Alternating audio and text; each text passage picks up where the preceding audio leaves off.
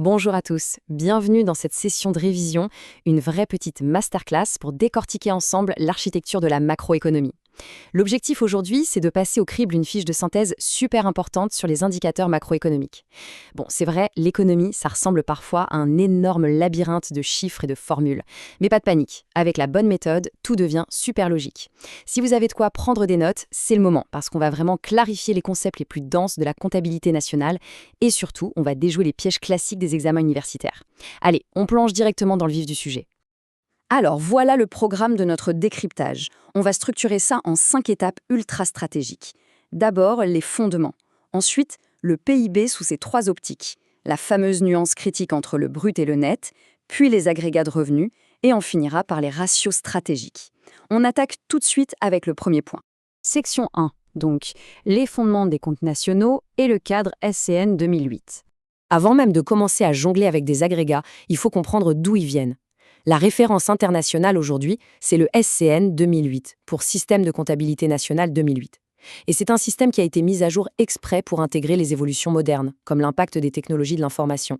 En fait, ça montre bien à quoi servent ces comptes. Ce ne sont pas juste des tableaux abstraits pour faire joli.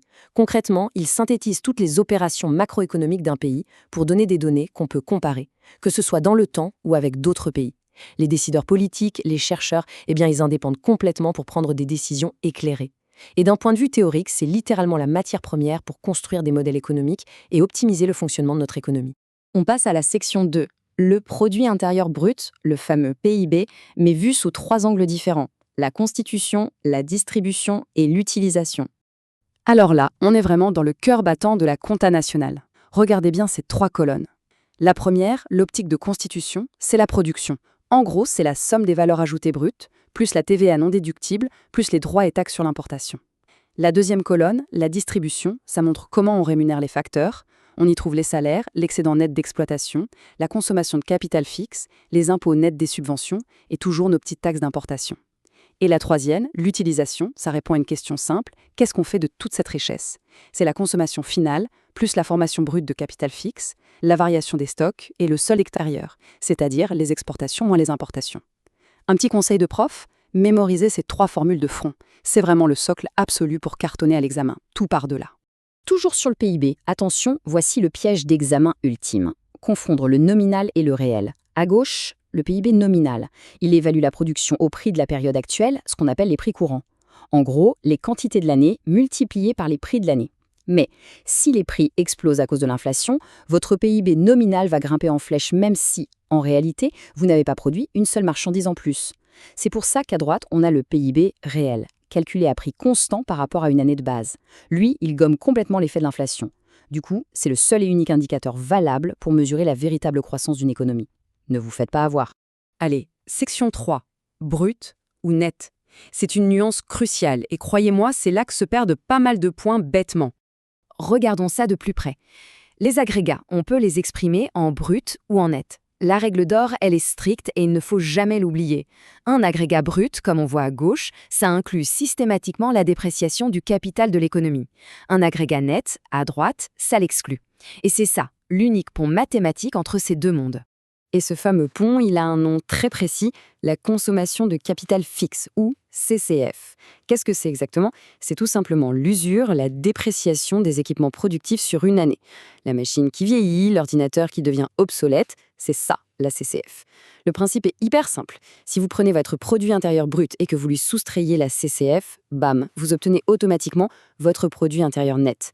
Cette petite soustraction, c'est votre passe-partout pour naviguer entre tous les agrégats bruts et nets sans jamais trébucher.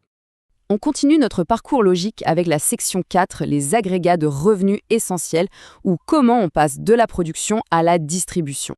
Là, on a une sorte de progression en cascade, et il faut absolument la maîtriser étape par étape. Tout commence tout en haut avec le revenu national, le RN.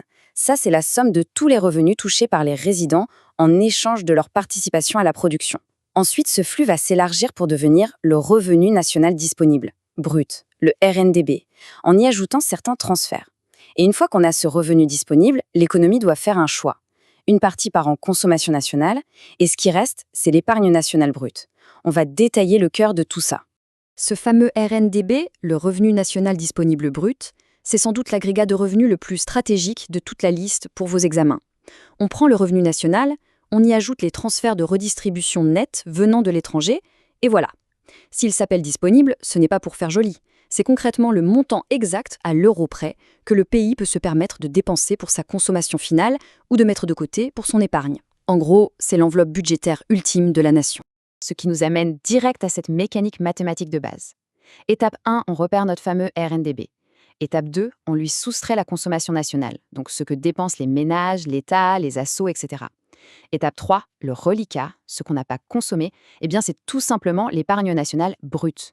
L'épargne nationale, ce n'est rien d'autre que la part du revenu disponible qui n'a pas été dépensée en consommation. Et c'est super important, parce que c'est cet argent qui va servir à remplacer les vieilles machines ou à financer de tout nouveaux investissements. Logique, non? Et nous voici déjà à notre dernière partie, la section 5, les ratios macroéconomiques stratégiques pour analyser la situation globale. Parce que les agrégats, c'est bien, ça donne des chiffres bruts immenses. Mais pour poser un vrai diagnostic économique, il nous faut des ratios. Un des grands classiques, surtout dans les QCM d'examen, c'est le taux d'investissement. Le calcul est tout simple, c'est la formation brute de capital fixe, la FBCF, divisée par le PIB. Ce petit ratio, il est absolument vital parce qu'il permet de mesurer l'effort que fait une nation pour investir, créer du capital et, en fin de compte, préparer sa croissance future. Un autre indicateur incontournable, mais du côté du commerce extérieur cette fois, c'est le taux d'ouverture. Là, la formule, c'est la somme des exportations et des importations, le tout divisé par le PIB. Dans le monde mondialisé d'aujourd'hui, ce ratio, il est essentiel. Il évalue à quel point une économie est insérée dans le marché international. Plus le chiffre est élevé, plus le pays est interdépendant et accroché aux flux commerciaux de la planète. Bon, pour boucler cette session de révision, je vous laisse sur une petite question de réflexion, le genre de truc qu'on adore vous poser à l'examen. Imaginez, un pays annonce fièrement à la télévision que son PIB nominal a bondi de 10%. Question, est-ce que c'est le signe d'une économie en plein boom qui produit réellement plus de richesses ou est-ce qu'on est face à une énorme illusion monétaire juste gonflée par l'inflation ?